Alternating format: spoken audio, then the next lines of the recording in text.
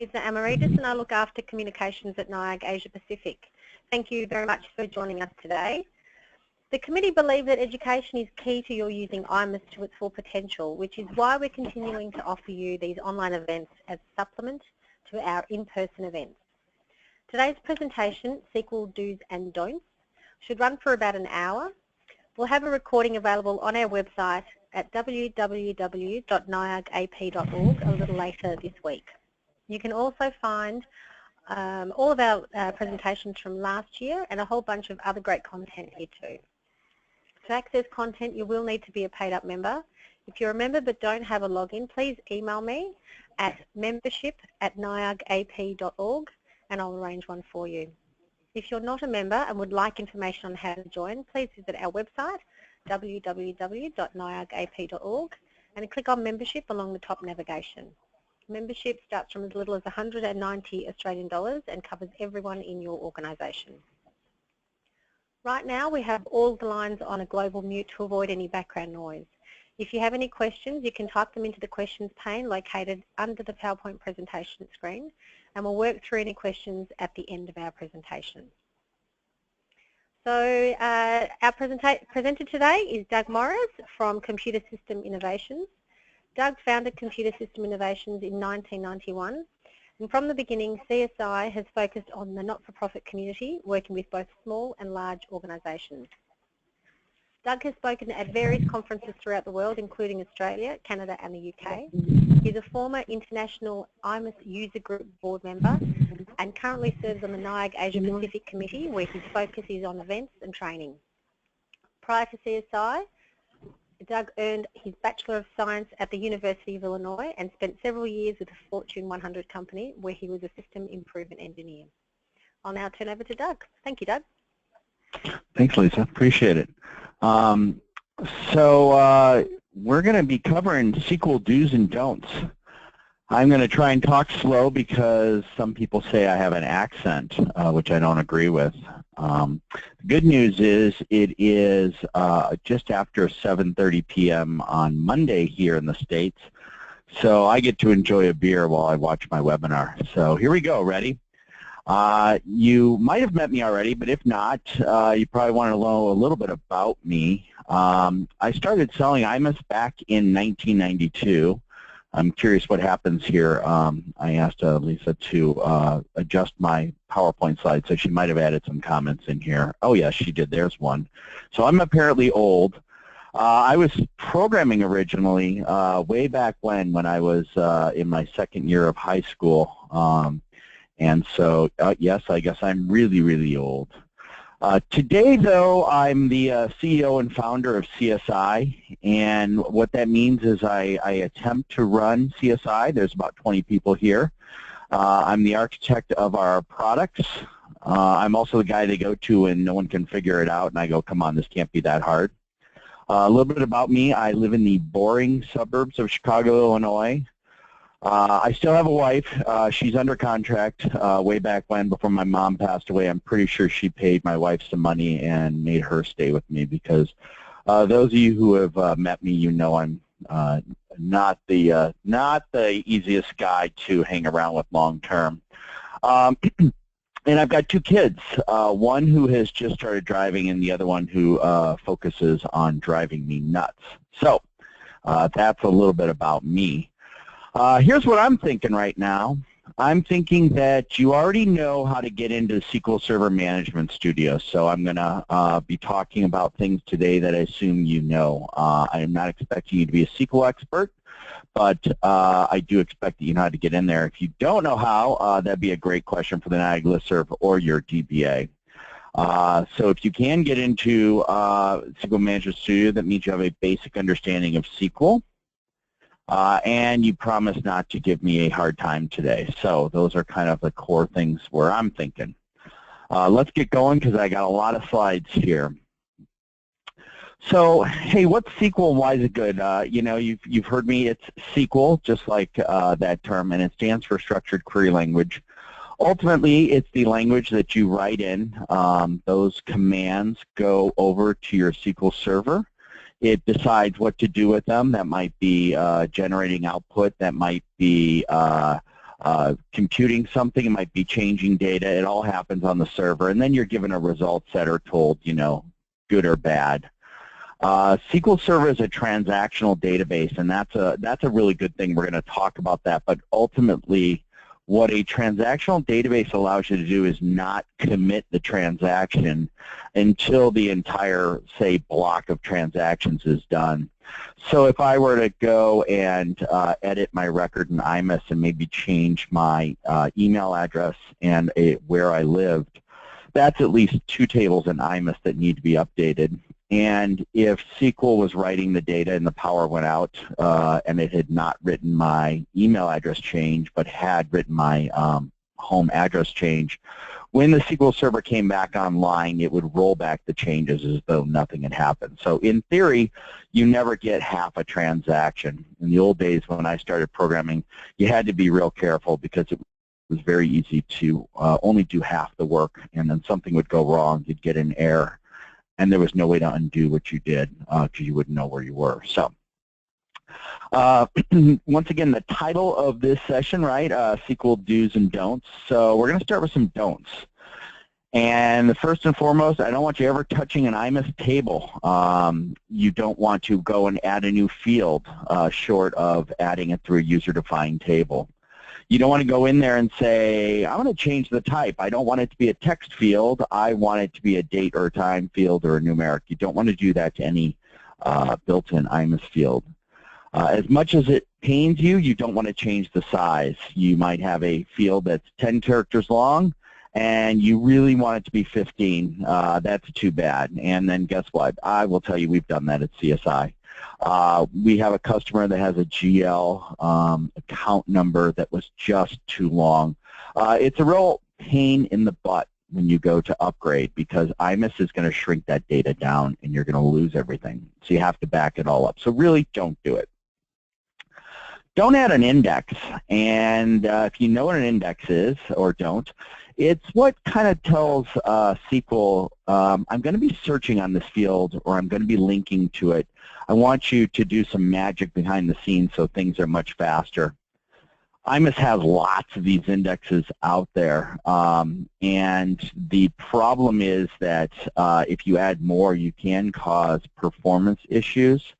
And if ASI finds out you've done that, they could stop supporting you. Doubtful, but they really don't want to see that, especially if they spend a lot of time troubleshooting an issue and it's because you went and modified one of their tables.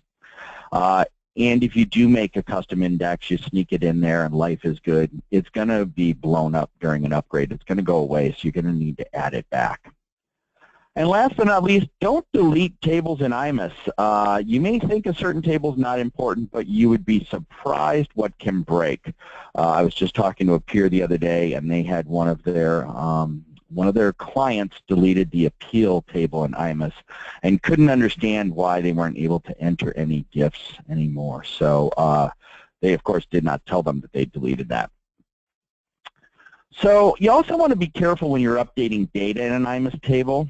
Don't forget that iMIS decides where the data is replicated and whatnot. So an example here is the name and name address table. If we were to go, and by the way, everyone hold on because I'm going to be jumping over into Query Analyzer and whatnot throughout this. But if we look at something like a record in iMIS here, if I select the full address from the name table, where an ID is 202, I get a full address.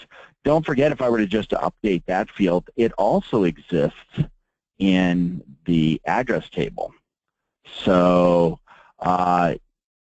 here's a good example of the field data. Whoops, you got to type it correctly here.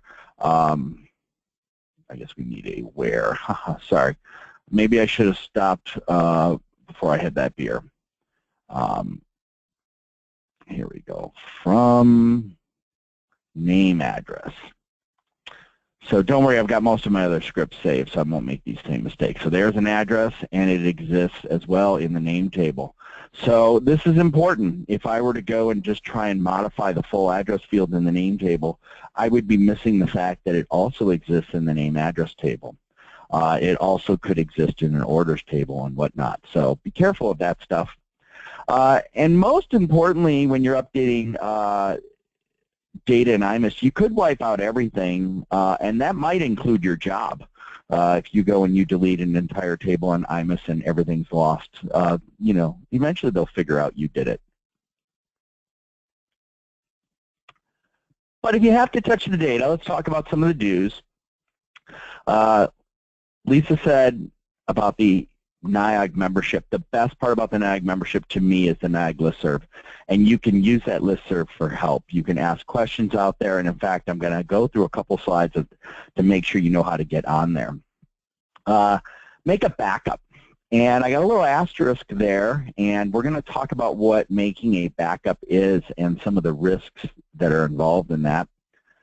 And then we're going to use the fact that SQL is transactional. So we're going to use begin, rollback, and commit. So the NIAG listserv, I'm going to go through very quickly. This PowerPoint will be online if you want to see it. But we talked about in the beginning, make sure you're a member. I'll tell you, if you want to sign up for the listserv, the easiest thing to do is email membership@niag.org. Tell them you want to be signed up for the listserv, and they will take care of that. Remember what Lisa said, that everyone in your organization can be on the listserv. If your organization is a member, it's not expensive, and then once you sign up, everyone can be signed up. So great value. If you do not want to email them, or if you were to email them now, they're all probably asleep, but okay, maybe they're not asleep at 7:45. But option B, here are the steps to sign up for the listserv. You go to niag.org. In the upper, under resources, you click on member community. Then you go to sign in the upper right corner. After you do that, you click on email settings. And when you're done with that, you find the NIAG listserv. It's a little bit hard to see on my screen here, but here's my NIAG listserv. And you would choose individual posts, or you can get a digest, or web only means you're not going to be getting any email. Once you're signed up, if you email that email address, niag@members.niag.org, it will automatically appear on the listserv for everyone to see. I take all of my listserv emails and I have Outlook filter them into a folder. So I have a NIAG folder that I can easily search through. I don't have to log in or anything. I think that's a great way to do it. And really the beauty of the listserv is it's members helping members. So no question is silly. You can ask anything on there and no one's going to laugh at you. I think a lot of people lurk out there, but it's still a great benefit. So, how about backing up your stuff? Well, you remember that little asterisk out there. Doing a backup of your SQL database has some risks. This is a little technical, but if your DBA is doing what's known as log backups, you're going to immediately invalidate them if you back up your database, at least for the day. And what that means is if something terrible happens at 2 p.m. in the afternoon and you need to restore to 1:59 p.m., you're not going to be able to do it. So you've got to be careful not to just do an ad hoc backup of your database without understanding the ramifications of what you might be causing. So it's much better if you back up what you're about to change. Create a table of the original data. You want to name it so that it can be easily found and easily identified that it was used as a backup. Because if you forget to delete it, and you will, it makes it very easy to find the table that you made. And so that's important because you're going to chew up a lot of space if you keep backing up an entire table. Here's a sample script. I'm going to go make some changes in my name address table. I might have this script here. I'm selecting certain fields here, right? And where am I putting them in? I'm going to put them into a table called erase me, name address, backup, along with the date out there. A couple of my tips here. I did not do a select star. That would be the entire table. I just did the fields I needed to back up. But I had to make sure I included the ID, the address number, and purpose, because those are going to be important if I need to recover the data. And then notice that naming I did. Erase me is a term I coined a long time ago. I have a directory on my computer. If I am on a client server and they go, we don't understand why our database is so big, I can go and look under tables, and if I see a whole bunch of erase me tables, I know those can be deleted. In this case, I also put a date out there so that I knew when I made that backup. Begin and end trans. If there's one good thing hopefully you'll get out of this webinar, it's this. I'm amazed how many people don't know this.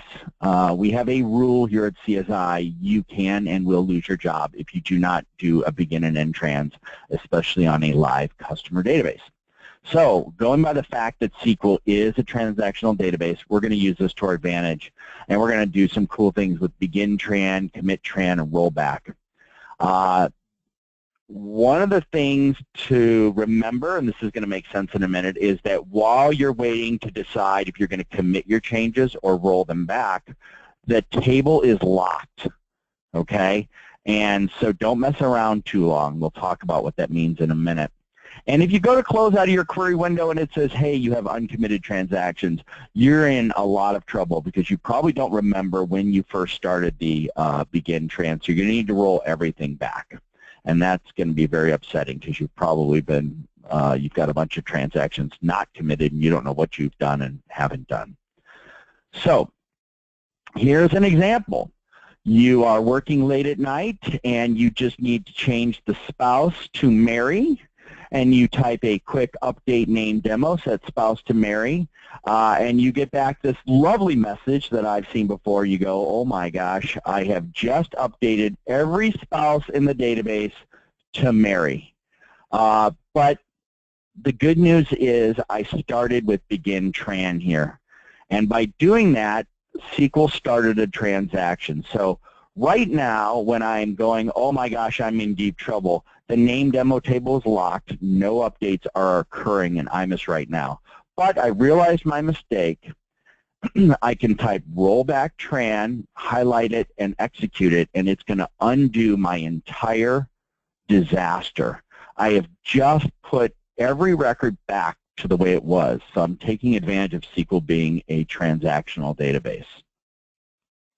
So now I'm going to do it again correctly. Okay, well, once again, I'm going to do begin tran. I'm going to say update name demo, set spouse equals Mary, and I'm going to put the ID in there. I get my one row. Great. Life is good. Now I'm going to commit the tran because that's what I wanted to see. And when I do that, my record is been updated. So I'm feeling pretty good about myself. When I say run, by the way, I'm clicking on the execute button or I'm pressing Control E. So if I'm sitting in here, that's the execute button, or Control E will do the same thing. Okay, remember, I said it 4 times already.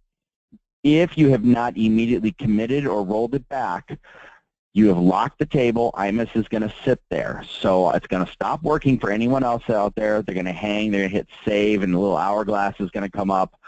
If it's a couple seconds, 20, 30 seconds, it's not the end of the world. You commit it and they'll move on their way or roll it back. But if it's longer than that, you definitely don't want to sit there too long. So also, I showed you a really bad example there. I really should not be changing data like I just did. That's a change that it's not going to be in the change log because I didn't write the SQL for that. So although I showed you this as an example, please don't go changing spouse names in your database via SQL. Use iMIS if possible. Okay. This is important too in terms of do's and don'ts, comparisons. Character and number fields are different than date, time, and note fields in iMIS. Character fields are going to be what's called a zero-length string when they're empty, which means it's not a space, but it's not nothing. Sometimes there is a single space out there, but for the most part, it's a zero-length string. But date, time, and note fields are nullable, meaning they default to this crazy term called null. Null basically means untouched, if you will. Nothing's ever been in there. It's not blank, it's null. And so what does that mean, right? Well, let's look at this. Proper searching techniques.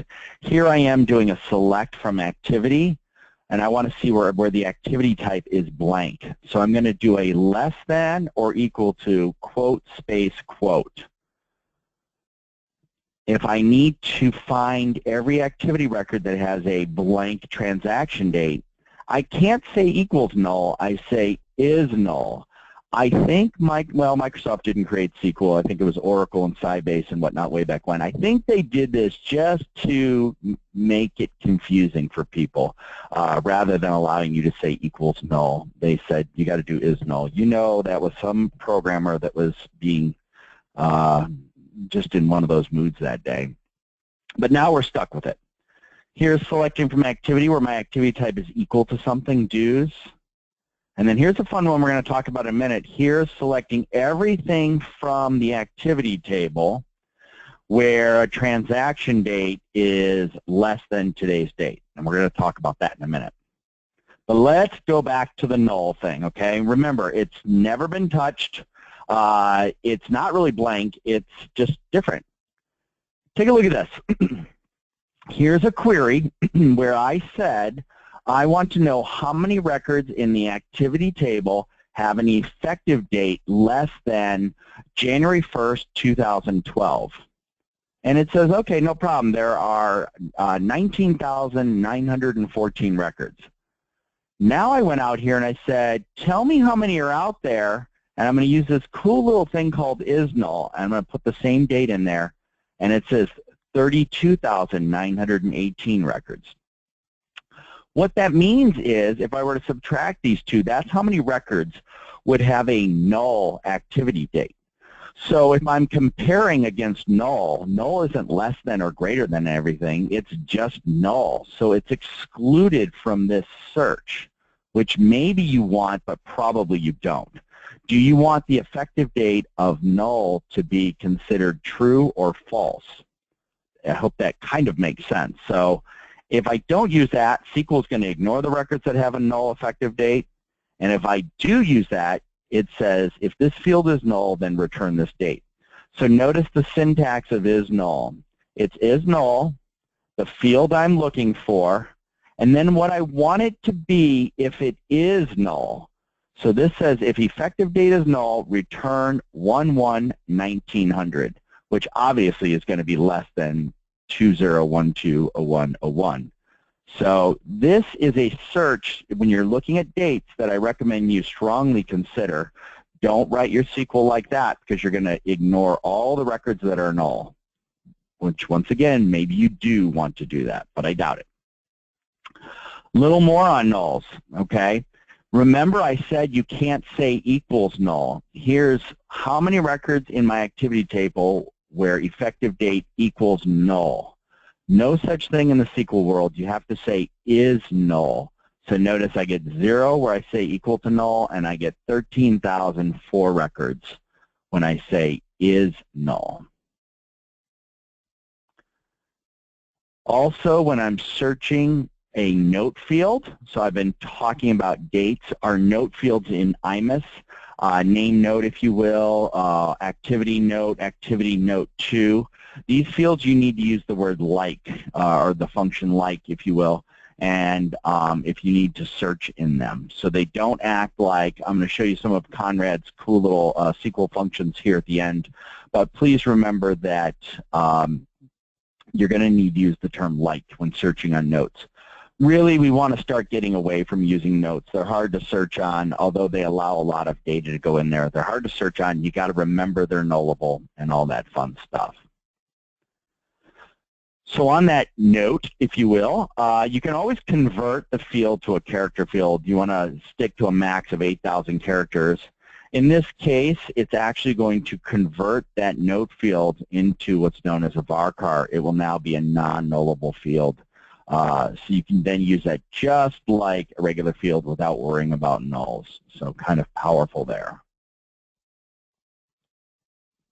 Another thing to be careful of, most dates in iMIS, or most date time fields I should say, don't have a time on them. They're saved with midnight as the time. So that can get tricky when you're using the getDate function. The getDate function returns the current date and time. So if I were to run getDate, select getDate, I ran this morning. I apologize. I've got a note in here. I'm sorry about the USA formatting. I was not going to change my SQL Server time format for you guys. Apologize.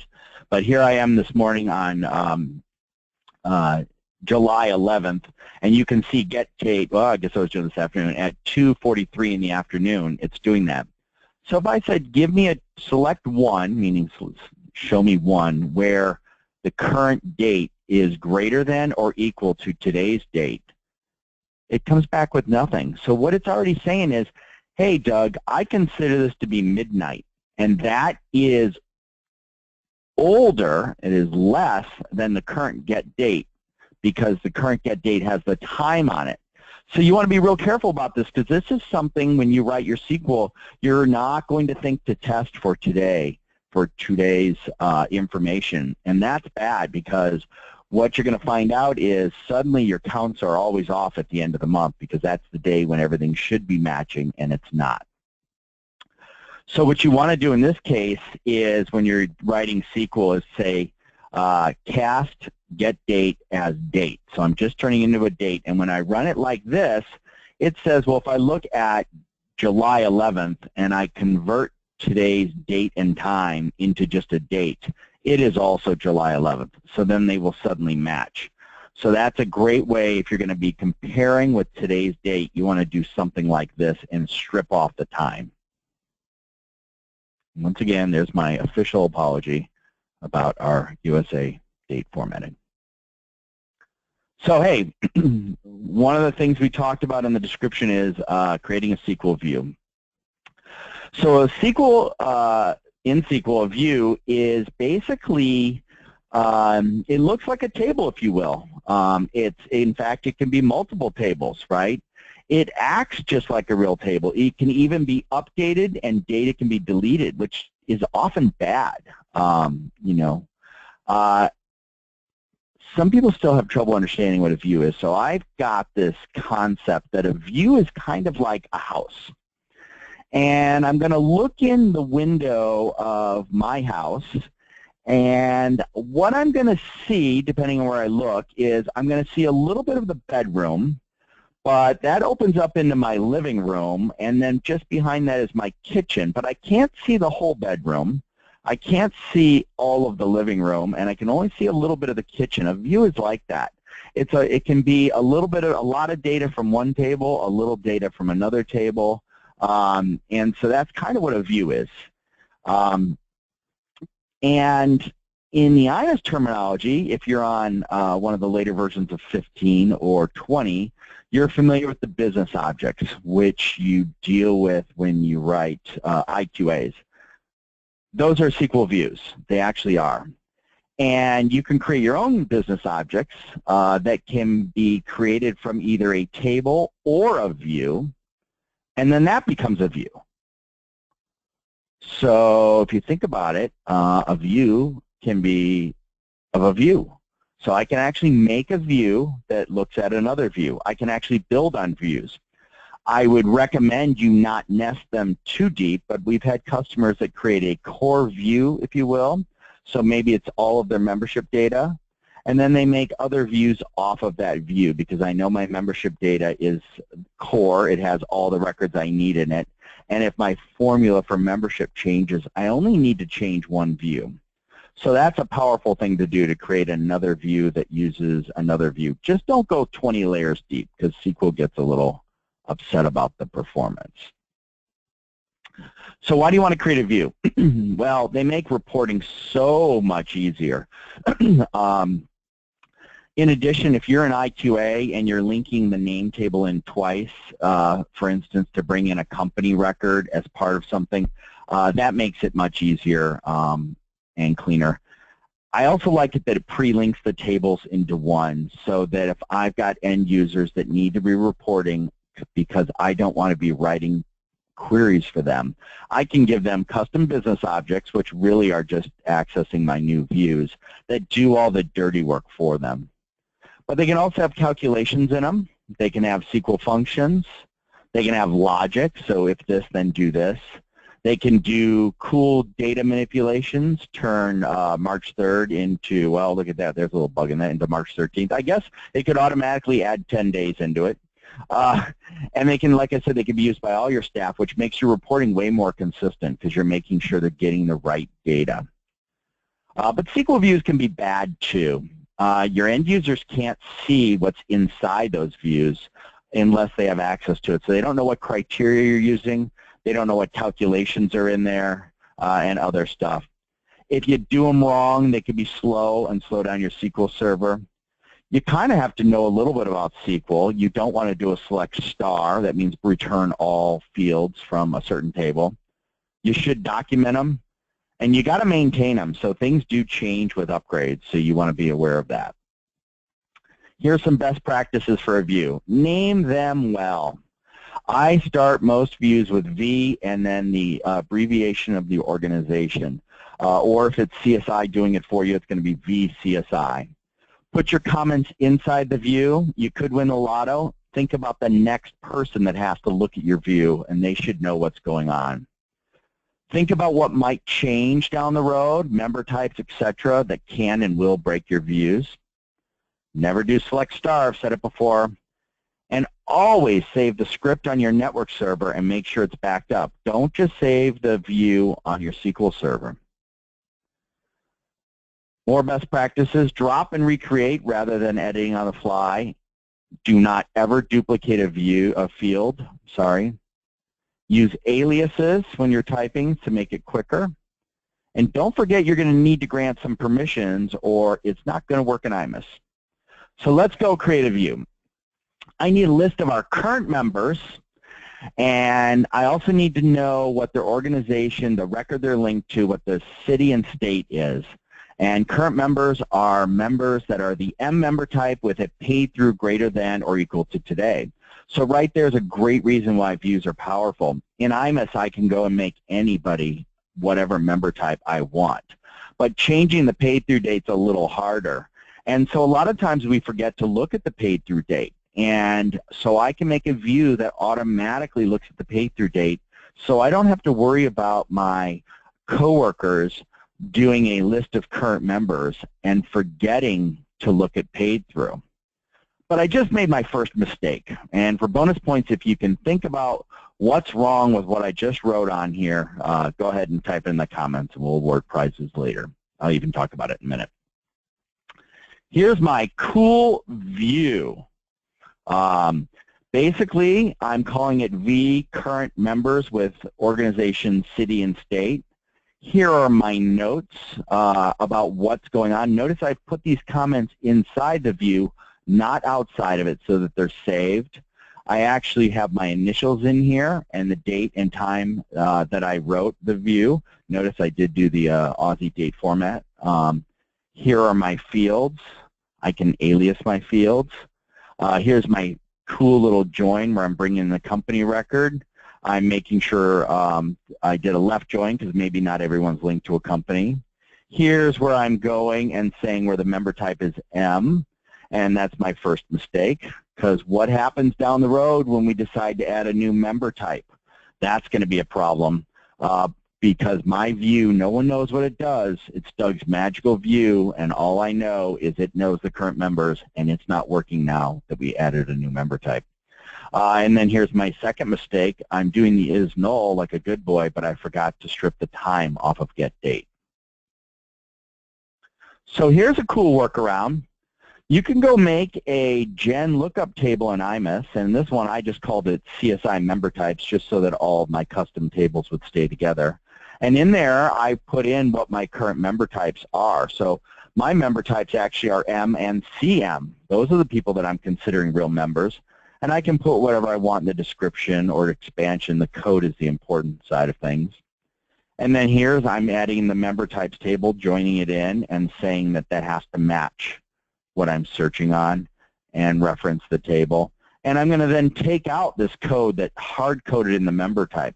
So what that means is, because I've made this so darn sustainable now, is that I can actually go out here and my view will change by me simply pulling up the CSI member types table, and I could add another type out here. Maybe we've just added a student member, so that's ST, student member, and now they are going to be included in my view as well. So that's super powerful to do all that. Also, I'm fixing my date. I'm casting my date, my get date, as today's date.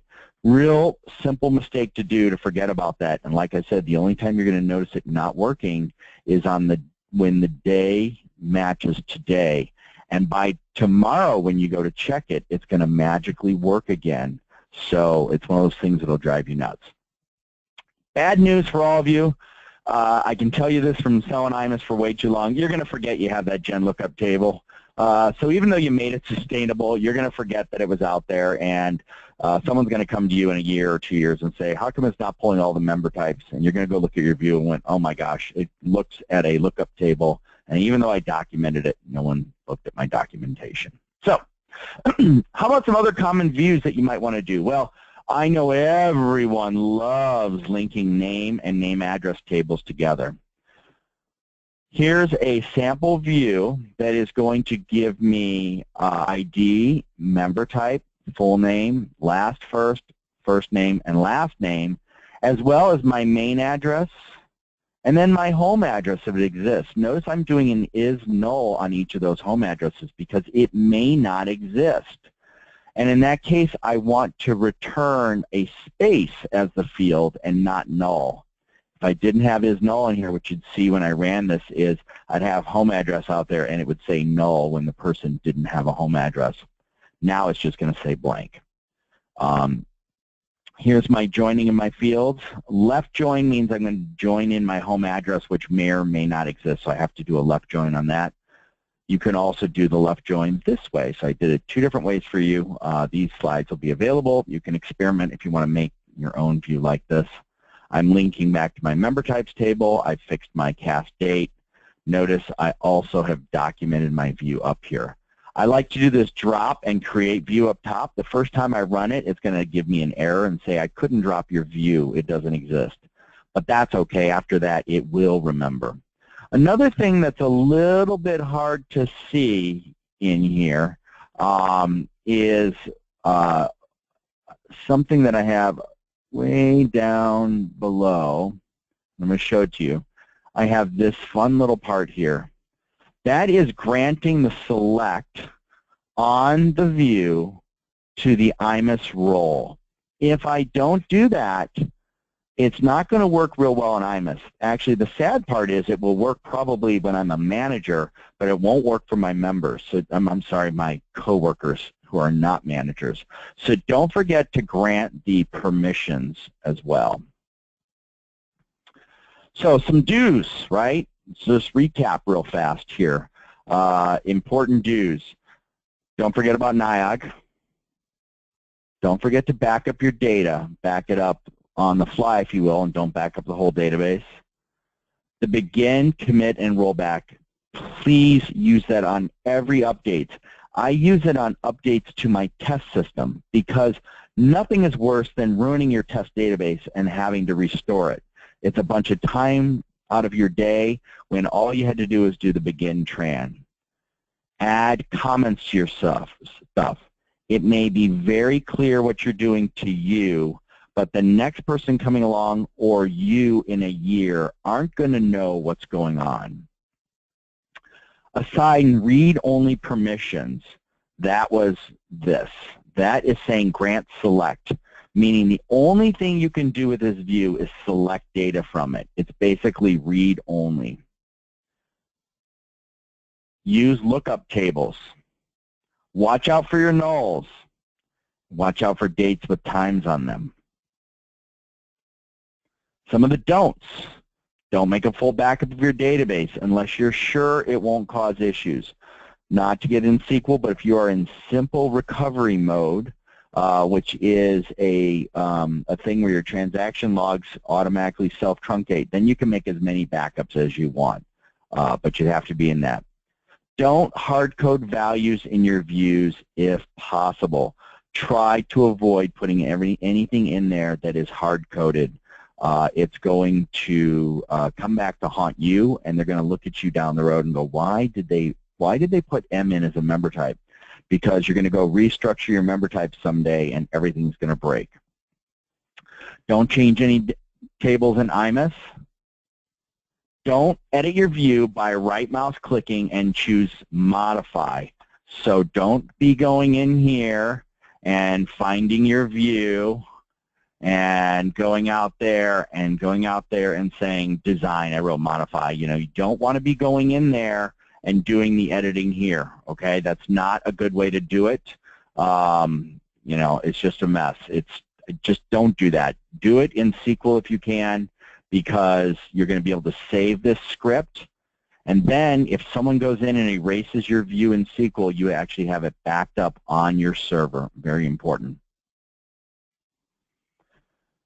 So what else? Wanted to make sure that we gave you a full, well, that we matched the descriptions, and it talked about functions. And Conrad, extra long name, Calvert was kind enough last year at NIOG to have a bunch of samples here, and so I think it's important to go over these.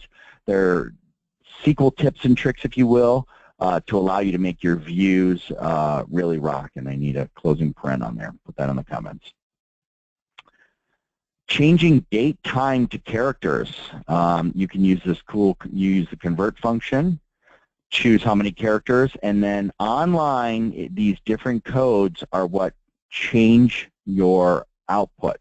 And you can look these up in Google. If you just do a search on convert date field formatting in Google, it will tell you the various different numbers out here. For instance, 112 is your standard date format. 106 is obviously doing some fun stuff like this. So this is converting to a character, and we're going to talk about why that's important in a minute. Same thing here, changing number or currency to character. You can use cast. Cast and convert are just two different ways to write them. Here's cast to a varchar 5, cast the amount to 20. Remember, if you get that length too short, you're going to truncate some data. One of the more important reasons to go and convert to text is maybe you want to link them all together. So in this case, if I say prefix plus first name plus last name, I get Conrad's name all mushed together. And so a better way is prefix, a space, first name, last name, and I get the whole thing. Well, maybe I wanted to do a comma and put his date of birth. If I did a plus name demo.date of birth or name.date of birth, it's going to error out because it's trying to add a date into this.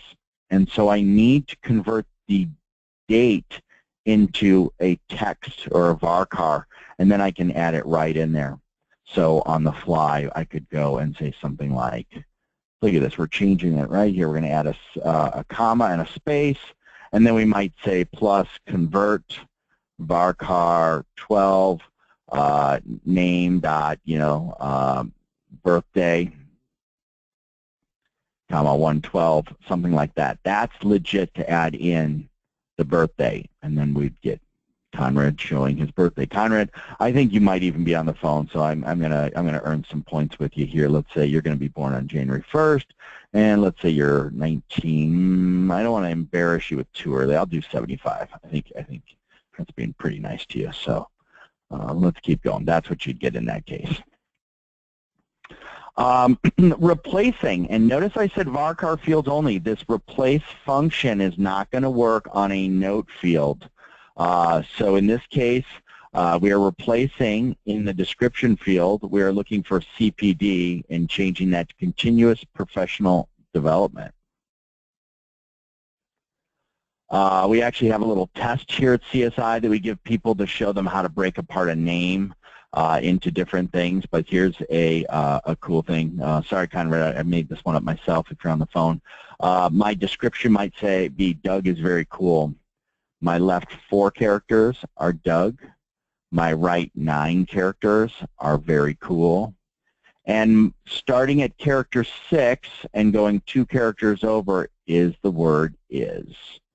So this allows you to get the left side, the right side, or the substring, the middle of it. Now you can mix that in with using the length. So the length of the description of Doug is very cool is 17. And then car index, I don't know why they do car index. I will tell you, I've coded SQL for a long time and I always forget it's called car index. In this case, I am looking for the word very inside description. It finds it starting at the 9th character. I'm looking for the word Doug inside description. It finds it at the 1st character. And I'm looking for Conrad inside Doug is very cool, and it returns a 0 because Conrad is not in the description. Doug is very cool. I'm really glad he's muted right now. You often want to add some dates or add to some dates. In this case, I'm using the date add function. I'm using the year, and I want to add 18 years to the birth date. That's what it's going to return. Here I'm adding 3 months to the join date. You can use that also with the date diff function that allows you to say what's the difference between these 2 dates. I only want to know how many years apart they are, or how many months they are, or how many days. You can do all sorts of fun things like that. I highly recommend using Google for these things. There's so many powerful things you can do when you're looking at comparing dates and whatnot. You can even break out parts of the date. So maybe I just want to find everyone who joined in 1980. In that case, I don't have to say greater than or equal to 1/1/1980 and less than 1/1/1981, and then I don't have to worry about the time or anything like that. I just say, give me the year off the date. So in this case, date part, YYY, transaction date is going to give me the year of the transaction date. This is the month, this is the day. And this is doing convert. I showed you cast before. Here I'm going to just get the date out of date added, and here I'm going to get just the time out of date added. You saw it earlier, get date is the current date and time. I believe it's of the SQL server. If then else, you can actually do that in SQL, but you're going to normally use a case expression. There's 2 different ways to write the case expression. One is to say with an input. So based on this input, when that expression is equal to something, then do this. So in this case, we're looking at the renew months. When it's 0, write annual. When it's a 3, return quarterly. When it's a 6, return half yearly. When it's a 12, return annual. If they put something else in there that we don't want, we're going to have them put a little note out there saying you better check your work. And here is a different way to do case where it's actually going to go out there. I'm going to use a couple different fields. So I'm going to say case when member type is this and pay through is greater than get date, greater than or equal to get date. Not going to knock Conrad for not stripping the time off get date. So then they're a financial member. But if member type is this, so it works down this way. So if this is true, then it returns that. If this is not true, it goes to the next level. If the member type is just this, then they're unfinancial. If that's not true, it drops to here. If that's not true, it drops to here. And last but not least, I will want to add an else in there that says else return this. So this can be right in my query, in my view. So I would have select ID, comma, and then case whatever along with the end, and I could even say as member status. So I can use these right inside my view. So I'm going to open it up to questions. In the meantime, there is my email address and my phone number. I will also be at the NIAC conference in September. I would hope that you would all make it there. It's going to be an awesome conference. We just finished up the program. That's online. We've got just about 40 people signed up, and we're running out of space. You better sign up now. That's a lie. We're not running out of space. I'm just trying to get people. to move forward. Thanks, Doug. Well, we do want people to take advantage of the early bird discount, which is available until the 1st of August. So if you get onto our website, www.diab.org, there's a couple of links there that you can click on to get all the details. But if you mark the dates in your calendar, it is conference is being run in Sydney from Monday the 12th to Wednesday the 14th of September. Doug, your presentation has been so informative. We have no questions at all. I see a couple. Why the different date formats? And I apologize. Yes, answer that one.